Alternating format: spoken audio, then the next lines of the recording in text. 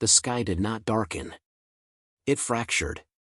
Commander Elias Rourke was halfway through a systems briefing when every display in Orbital Command went black, then returned showing the same image, space folding inward like torn silk. Stars bent. Distances collapsed. Something vast and deliberate forced its way into reality above Earth. No alarms sounded. The silence was worse. "Confirm source," Rourke said, his voice steady despite the pressure building behind his eyes. "Multiple mass signatures," an analyst replied, hands shaking over the console. "Sir, they're arriving, not traveling." The first shape finished unfolding, a black structure kilometers long, edges too sharp, surfaces swallowing light. Another followed. Then another. Hundreds. They arranged themselves with ritual precision, a cathedral of metal forming in low orbit. Someone whispered, "That's not a fleet." Rourke didn't correct them. He already knew. Every civilian channel hijacked itself at once. Billboards, wrist implants, hospital walls, screens across the planet flared white. Language symbols assembled themselves into meaning with invasive efficiency. A voice spoke. Neither male nor female. Not loud. Not threatening. Cold. "Attention, indigenous softened species of Sol 3. Rourke felt the room hold its breath. "You have been evaluated." A pause, measured to the millisecond. Classification, terminal. The word struck harder than any weapon. "Your species demonstrates uncontrollable aggression, rapid technological escalation, and emotional volatility. Statistical projection indicates future galactic destabilization." Another pause. "Annihilation scheduled. 72 standard hours." The feed cut. No explosion followed. No immediate violence. Just the echo of finality spreading across a living world. Orbital Command erupted, shouts, overlapping orders, panic clawing its way into trained voices. Rourke stood still, staring at the frozen image of the alien formation. "They gave us a timetable," he said quietly. A junior officer looked at him, eyes wide. "Sir, what do we do?" Rourke turned. "We prepare to make those hours hurt." Before anyone could respond, the sensors screamed to life. One of the alien structures detached a sliver of itself, a drone no larger than a shuttle, and aimed it toward Luna. "Sir," the analyst said, voice cracking, "it's targeting the shipyards." "Open a channel," Rourke ordered. No response came. The drone fired. There was no beam, no flash, just absence. The lunar shipyards vanished, excavated from existence in a perfect, silent crescent. Debris didn't scatter. It simply failed to be. Earth watched its first line of defense erased like chalk from a board. Rourke exhaled slowly. That was the demonstration. Emergency protocols slammed into effect. Governments dissolved into a single desperate authority. Civilian traffic clogged evacuation routes that led nowhere. Religious broadcasts spiked, then went quiet. Markets crashed, then became irrelevant. Rourke took command of what remained, a patchwork fleet of defense frigates, outdated carriers, mining vessels retrofitted with guns. Humanity's finest, laughably outmatched. "Sir," Fleet Captain Hahn said over the comm, "we can't win a stand-up fight." "I know," Rourke replied. "We're not fighting to win." The first human ships launched within the hour. Not in formation. Not cleanly. They burned hard and fast toward the alien line, weapons hot, pilots silent. The Valkyrians, Rourke had learned the name from intercepted data, did not maneuver. They waited. Human railguns spat tungsten. Missiles streaked forward. The alien shields rippled once, then stabilized. The counterfire came, precise, restrained. Human ships died by the dozen. Then something changed. A mining barge cut its engines and drifted straight into an alien destroyer's path. Its reactor went critical. The explosion didn't breach the hull, but it knocked the vessel out of formation. Another human ship rammed the gap, detonating point blank. The alien line staggered. "Sir," an analyst said, stunned, "their formation's destabilizing." Rourke leaned forward. "They didn't account for that." "For what?" "For us choosing to die on purpose." The aliens adapted quickly. Too quickly. Human losses mounted. The fleet burned. But the advance slowed. In the quiet between orders, Rourke opened a channel and transmitted on every frequency Earth could reach. "This is Commander Elias Rourke," he said. "To anyone listening, civilian or military." He paused, choosing his words with care. "They think we're a problem to be solved. A risk to be erased." Another ship vanished in a silent flash. "They're right about one thing," Rourke continued. "We are dangerous." His voice hardened. "And we don't go quietly." The transmission ended as Orbital Command shook under a distant impact. The sky outside the viewport glowed with fire and falling debris. Above Earth, the stars watched. And for the first time in a long, long history, the universe began to learn what humanity did when faced with extinction. By the 12th hour, Earth stopped pretending it could be saved intact. Commander Elias Rourke watched the planet rotate beneath Orbital Command's shattered viewport, oceans scarred by falling debris, cities dimming as power grids were deliberately shut down. The order had gone out worldwide: deny the enemy everything. No lights. No clean orbits. No easy victories. "Civilian traffic is grounded," reported Director Salma Ionescu from Earthside Command. "Transit tunnels sealed. Arcologies sealed. Anyone still topside is choosing to stay." Rourke closed his eyes for half a second. Acknowledge their choice. Humanity had discovered something the Valkyrians had not anticipated: they didn't need to defeat the invaders. They only needed to become ungovernable. The alien fleet held position beyond high orbit, adjusting formations, recalculating. Their weapons still struck with terrifying precision, yet the rhythm of annihilation had slowed. Probes sent toward Earth vanished amid clouds of scrap, radiation, and deliberately fragmented satellites. "Orbital environment's a nightmare," an analyst said. "We've turned near-Earth space into shrapnel soup." Rourke nodded. "Project Cinder is working." Project Cinder had been a theoretical footnote, an option too catastrophic to consider. Now it was policy. Thousands of decommissioned platforms were cracked open and detonated, seeding orbit with debris traveling at lethal velocity. Radiation bloomers were triggered, poisoning approach vectors.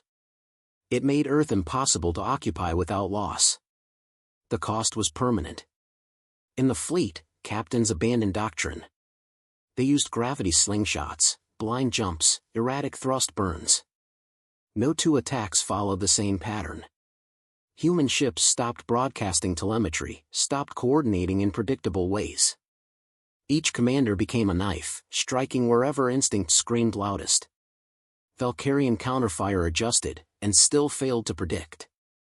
"Sir," Fleet Captain Han said, voice hoarse, "they're adapting, but they're hesitating." "Because we're breaking their assumptions," Rourke replied. The Valkyrians believed survival was the ultimate motivator. Humans proved otherwise. On the far side of the moon, an AI overseer named Icarus executed its final directive.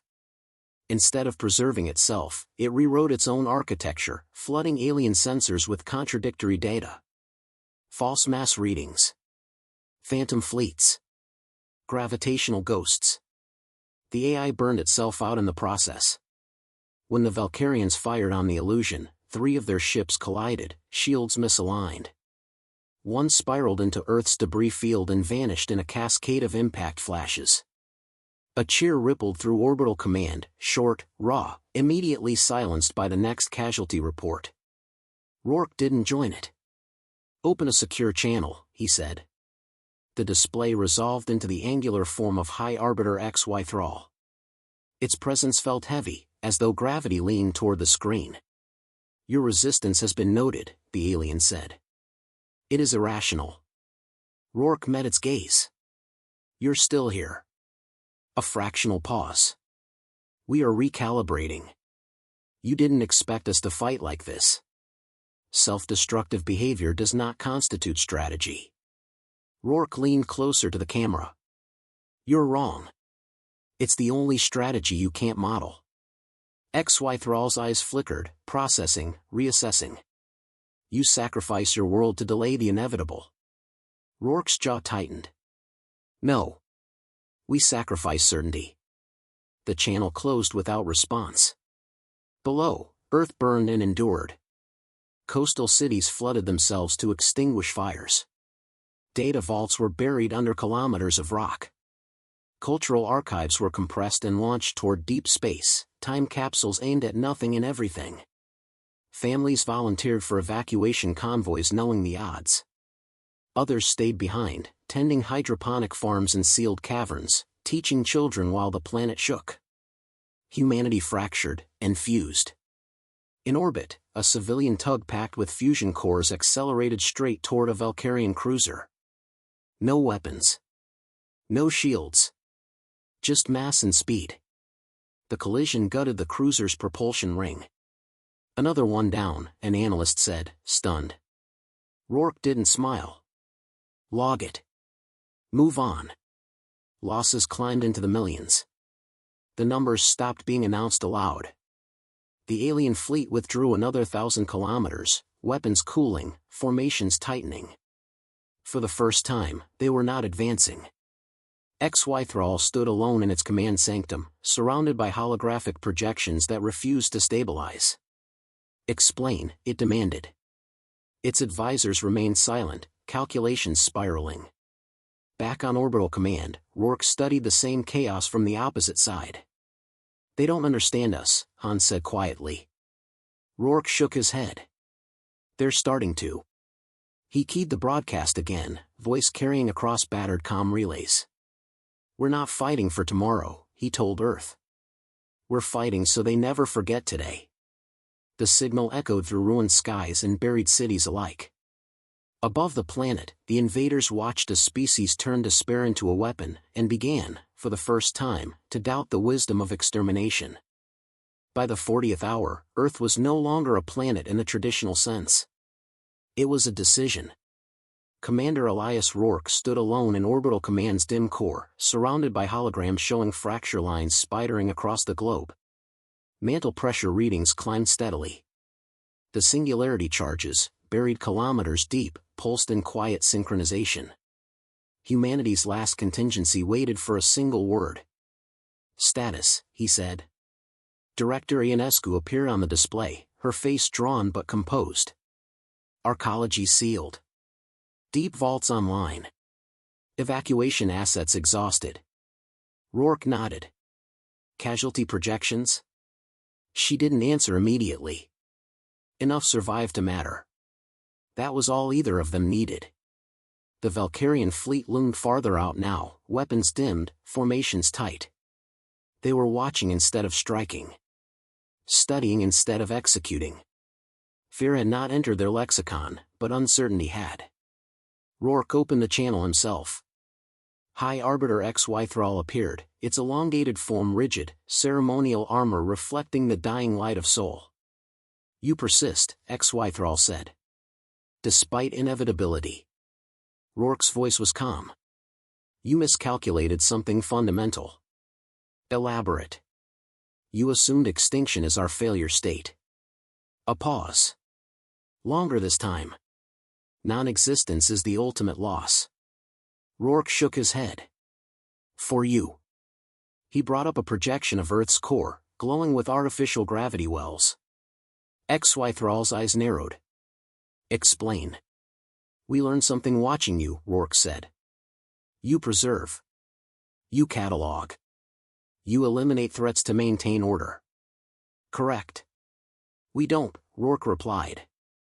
We adapt. We scar. We burn what we love if it keeps something alive somewhere else. Silence stretched across the channel. Those charges, Rourke continued, won't destroy you all.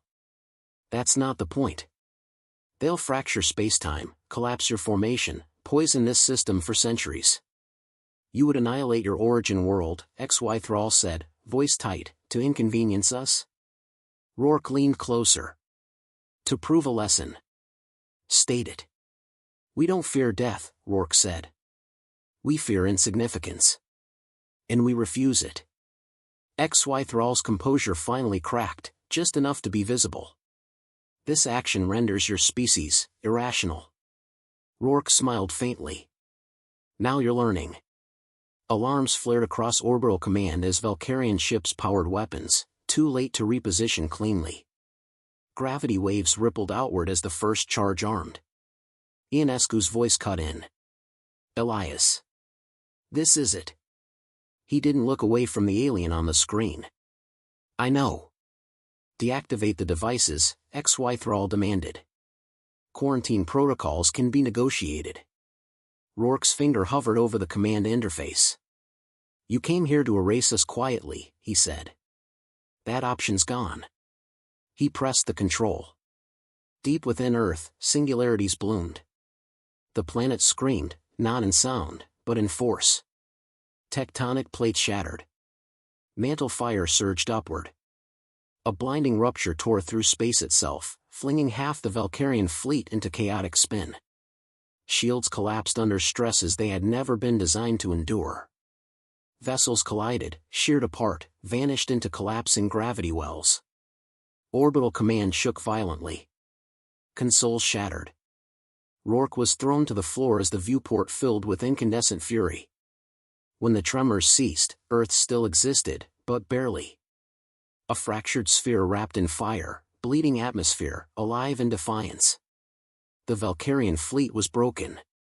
XY Thrall reappeared on the cracked display, its voice stripped of certainty. You have rendered this system unusable. Rourke pulled himself upright. Blood ran from his temple. Yes, he said. That was the idea. Your species is crippled, XY Thrall said. Confined to ruins. Rourke met its gaze. We've built from worse. Another pause. Then something unprecedented happened. The Valkyrian ships began to withdraw. No parting strike. No final judgment. Just retreat.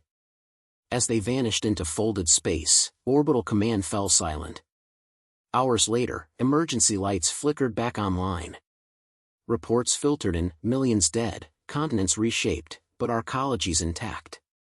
Humanity endured, buried and battered, breathing through stone and steel. Rourke recorded one final message before the power failed completely. To whoever finds this, he said, voice rough but steady, we survived because we refused to be erased politely. Remember that. Far beyond Sol, Valkyrian records updated. Species, Homo sapiens. Status, survived. Assessment, do not provoke. Threat classification, existential. The universe adjusted its understanding. Earth had not won. But humanity had taught the stars to be afraid. The world that remained was not the Earth anyone had known. Cities were fractured into jagged skeletons of steel and glass, oceans had shifted, swallowing coasts whole. Yet amid the ruin, pockets of life endured. Arcologies hummed with filtered air, underground rivers, and communities that had learned the harsh lesson of survival. Humanity had survived, but it was a survival written in scars.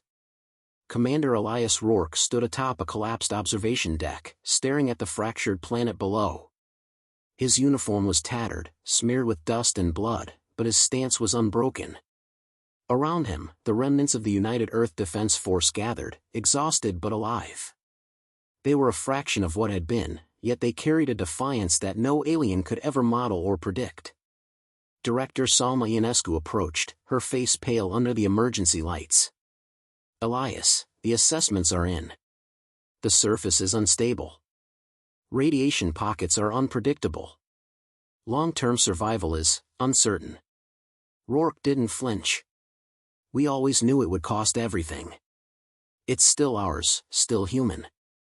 A young lieutenant, barely 22, spoke up. Sir, what now?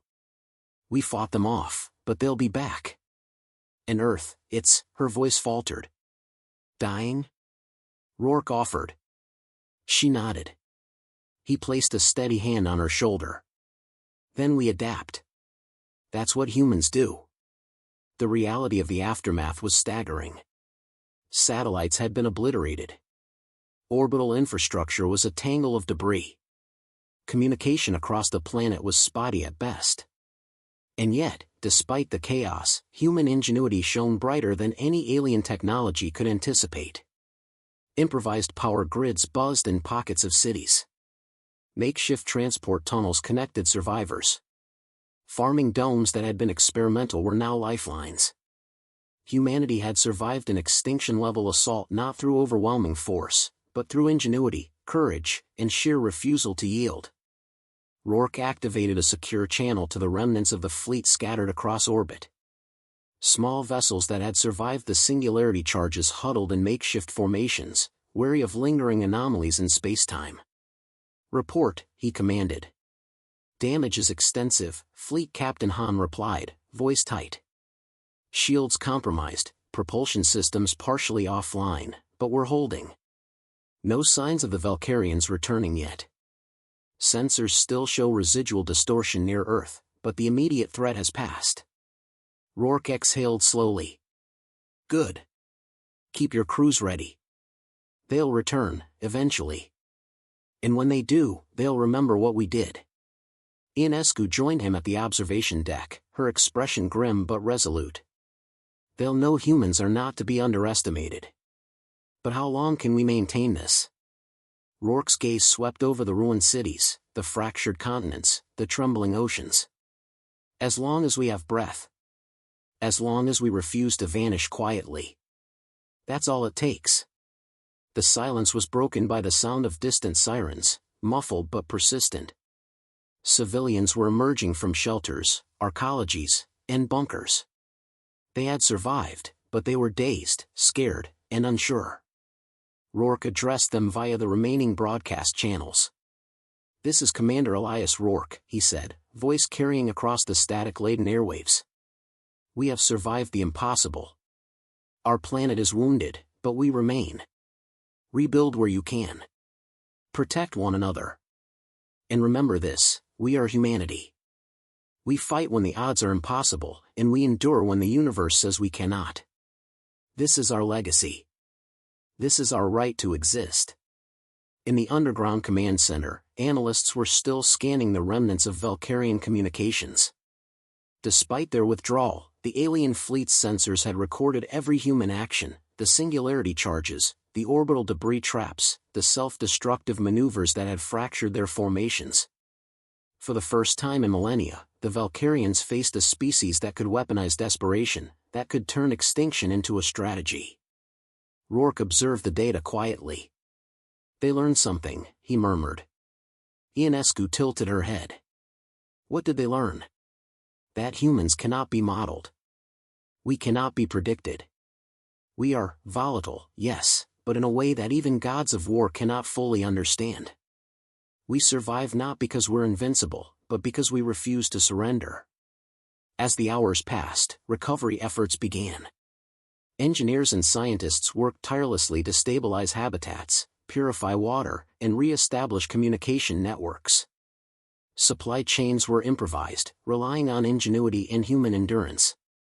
Children learned quickly in underground schools, not only reading and writing but surviving in a fractured world. Adults carried the weight of grief and responsibility, teaching by example that every decision mattered when survival was measured in hours, not centuries.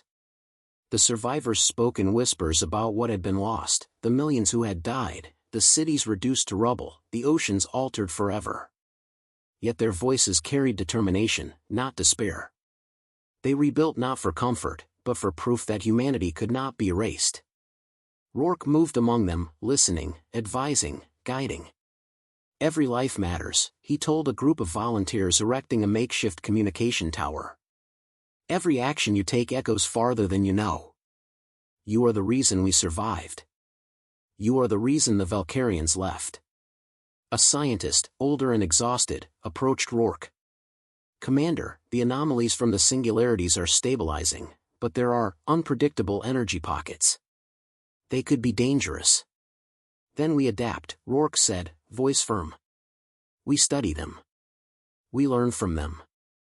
And we turn them into a weapon if we have to. By the end of the day, a fragile calm settled over the shattered planet.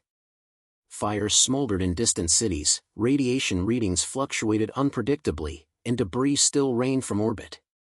Yet among the survivors, there was pride, a bitter but fierce recognition of what had been achieved.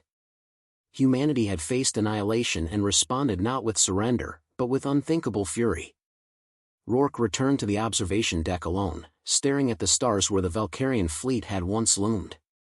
Silence hung heavily. The universe had changed.